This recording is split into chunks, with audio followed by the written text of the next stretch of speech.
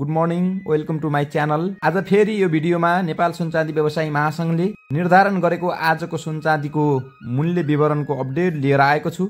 तपाईले मेरो भिडियो पहिलो पटक हेर्दै हुनुहुन्छ भने यो च्यानललाई सब्स्क्राइब गरिदिनु होला। सँगै रहेको बेल आइकनलाई क्लिक गरेर अललाई सिलेक्ट गरी नोटिफिकेसन अन गरिदिनु होला, ताकि तपाईले दैनिक रूपमा सुन चाँदीको मूल्य विवरण हेर्न पाउनुहुनेछ। भिडियोलाई अन्तिमसम्म हेरिसकेपछि भिडियो मन पर्यो भने एक लाइक र शेयर गरिदिनु होला। कमेन्ट बक्समा गएर तपाईको आफ्नो सल्लाह सुझाव प्रतिक्रिया र भोलिको सुनको मूल्य घट्ला या बढ्ला आफ्नो विचार कमेन्ट बक्समा राख्न नभुल्नु होला। सुन चाँदी भनेको केवल धन सम्पत्ति मात्र होइन, यी त सौन्दर्यता, मान सम्मान, इज्जत, प्रतिष्ठा, आत्मविश्वास र गौरव सहितको सांस्कृतिक महत्व बोकेका मूल्यवान वस्तु हुन्। नेपालमा विभिन्न पूजा पाठ, विवाह, व्रतबन्ध र चाडपर्वहरू, तीज, दशैं, तिहार जस्ता सामाजिक र सांस्कृतिक महत्वका दिनहरू नजिकै गर्दा सुन र चाँदीको अत्याधिक किनबेच हुने गरेको पाइन्छ। यति महत्वका वस्तुहरूको दैनिक मूल्य थाहा पाउनु तपाईँ हाम्रो लागि अनिवार्य बन्न पुगेको छ।